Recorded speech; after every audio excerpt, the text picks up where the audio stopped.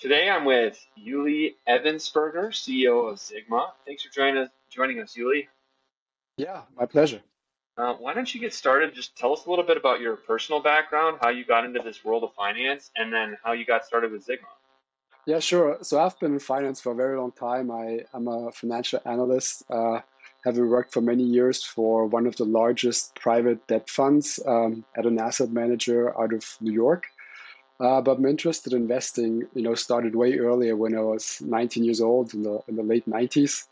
And so I have a very good understanding of, how the offering of the brokers has evolved over time. When I started working in finance, I got to see the tools and the data that are available in the professional world, and I realized these are not rocket science. So it just kept baffling me why brokers would not up their game, and they still haven't, right? 80% of our users that link their bank accounts to Sigma are at TD Ameritrade, they are at Fidelity, they are at Schwab. The rest is, more of the new brokers, and they tell us that they're not served there well, when it comes to portfolio tracking or portfolio optimization or even stock research. So they're looking for, more modern UI UX, technology-enabled solution, and it's exactly that what got us started, because we knew, without having the empirical data at the time, that many other self-directed, investors were facing exactly the same issues. So take, for example, portfolio management tools and the lack thereof. I mean, that means, monitor your key portfolio metrics, like what's my weighted average yield if I'm a yield investor? What's my risk? What's my portfolio quality? What's my growth? What's the growth profile of my stock holdings? And now also ESG scores, a more recent topic. We cover that. Tools to help you monitor diversification, helping sure that a trade fits with your portfolio when you make the trade. We call it the trade simulator or portfolio simulator, or help me track my holdings financial performance over time. And secondly, for this long-winded answer, as financial analysts, we felt that, the directed investors were not served well by the various data platforms out there. I don't want to call anybody out, but when it comes to stock research, there are so-so. You can feel that there's a lack of expertise. So we, decided to team up with some very talented programmers and engineers to develop our own quant stock research based very much on Intrinio's fundamental data. Yeah, I love it. It is such a frustrating world out there. I've experienced it myself. I use some of those brokers, and I'm always looking for more. Can you talk a little bit more about how you close this gap? I know you've got personally the right background because you've been in the professional side of it, and now you're trying to make those same tools available for individual investors who don't have access to the same thing professionals do. Like, what does it take to build that out for them? Like, why haven't other people done it, and why have you been able to do it? Well, I mean, that's for the users to decide, right? But so we try to make it, plain and simple. So first of all, we come from the professional side, but like I said, it's not rocket science, right? Um, we and then we've been held to very high standards at the company and by my boss, frankly. So the product was always going to be professional grade or not going to happen. It's really important. This was really important for us, but we really wanted to differentiate ourselves, with the expertise that we bring to the table, and then it's really about accessibility, right? I guess the most quoted example is the iPhone. Make something that's technologically very powerful, extremely easy to use, and that's the overarching principle for us. The overarching objective, that we empower investors with technology-enabled products in the best possible UI UX experience. And we're still working on that, and I guess we'll work on that forever. Um, if I may just use one example, there's the stock scores, for example. So they show how a stock ranks against its peers in an industry, and we look at thousands of data points on valuation, growth, profitability, and financial position. So as a single number, then the score reflects the outcome of millions of calculations done daily across 3,500 stocks. Or take, for example, the strengths and weaknesses we show on our stock profiles. So users love these because it helps them uh, get started when they research a stock. What are the strengths? What are the weaknesses? What do I need to pay attention to? And that's also powered by technology. And so we're trying to bridge that gap between, or close that gap, or however we want to put it, between technology-enabled solution, like solid technological approach that we're gonna build out over time, and then make it look easy and easy to use. Yeah, that user experience from the iPhone, everybody expects it now. All the people are used to it and they kind of deserve it. And I think that that's great that you're focused on. Can you talk a little bit about like mistakes that individuals might make that a professional investor would avoid, and how Ziggma can help avoid those mistakes? Yeah. Look, I mean, it's really where we're coming from, right? How we get started. It's about keeping up with your portfolio. It's so important, and yes, it's super cumbersome, right? Many users tell us that they've been using spreadsheets to keep up, and that's nearly impossible to do. But yet it's so important, and I think that's the biggest mistake that people do. And even if you do just a few trades each month, it's very hard to do.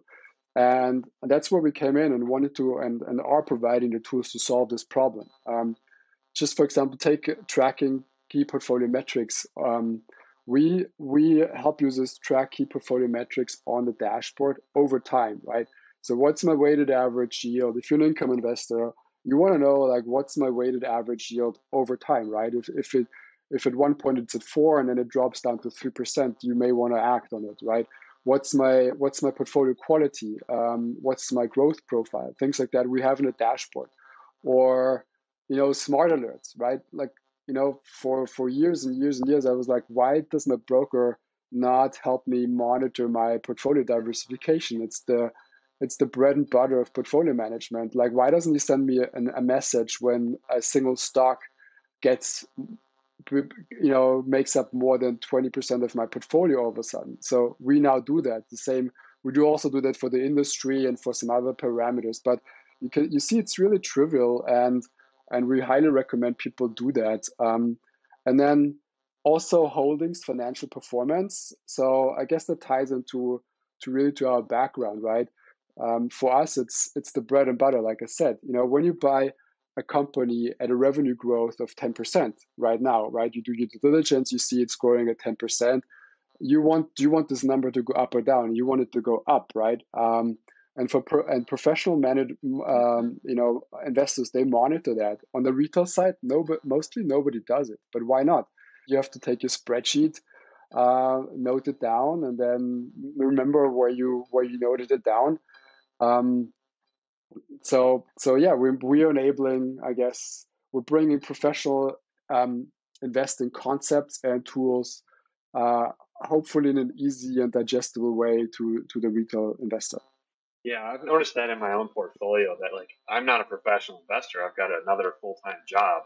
So I lose track of things over the course of the month, and I end up with spreadsheets, or I end up missing things and not able to watch as much as I'd like to. So having that alerting functionality and that tracking built in seems like a no-brainer way to avoid just kind of missing things, and allow you to get a higher performance with less time. That makes so much sense to me. Um, what do you think Zigma is going to add next um, for their users? Like, what do you think the next cool features are in your roadmap that you're building out? Uh, that's almost like a trade secret. Look, we want to. We've set out to be the most comprehensive, the most innovative, and the most affordable investing platform. So we continue to think about new features, trivial things sometimes, but that just make life easier for people. And then continuously also optimize the UI UX. Maybe another example, stock screeners, right? I find it so painful when you have to go into a drop-down menu, select a parameter that I want to use for my search, and then enter a lower bound, like go to my keyboard, type the lower bound value, then go to the upper bound value, type the upper bound value, hit enter. Then there's if I'm unlucky, there's even a loader, right? And then I go to the next parameter. That's like 5 years ago or 10 years ago, even, right? We're solving that with sliding scales. You take your mouse or your trackpad or whatever, and you adjust those search parameters. Below you have the search results update automatically, and then you can calibrate. Open it back up, close it down, use other ones. We've even pre-selected that. That's annoying. So we just try to think about how to make things easier, and really the big theme for us is like there's, I don't know if you're familiar with the concept of automated finance. It's about budgeting and using AI, machine learning to help you manage your expenses better or versus your revenue. And we really want to go there for investing. That's as much as I want to say. All right, I'll make people come to your website and check you out and see what you release next. That's great. So, give us a little bit of the inside scoop. I did go to your website. It's Ziggma.com, Ziggma.com, and it says on there that you're a remote first company. And you were telling me earlier that a lot of your employees you haven't met in person. Like that's just the way that you work. So what do you do to make that successful at Ziggma? How do you handle that remote work aspect of your business? It's about communication. It's actually even worse than that. Not that I just that we don't, haven't met actually, but there is also a big time difference. So we have a team in India and we have people in Los Angeles. I'm in France. So with Los Angeles, I have a 9-hour time difference. And if I want to do a call with the people in India and the people in LA, then we're talking about a 12-hour time difference. But nevertheless, it's about getting FaceTime. It's about, exchanging personally. It's about meeting on a regular basis. And then obviously you have those really neat tools like Slack that everybody uses. I'm sorry, I don't have a magic recipe. Still looking for it. It's a grind. It's trying to stay on top of it, trying to get people to keep communicating, and I think most of our team members, or pretty much all of them, do that. So yeah, it's about communication. That's how it works for Intrinio. Most of our staff is remote, and we have been for a year or two now. And so it's kind of, there isn't like a playbook. Nobody's come by and said, "Hey, this is how you run a remote company." So it's fun to hear how you're doing it. Well, thank you so much for joining us today, Uli. It's been an absolute pleasure. Yeah, my pleasure. Nice to meet you, Andrew. I saw some of your podcasts, and I'm happy to be on it. Yeah, check out Ziggma at Ziggma.com.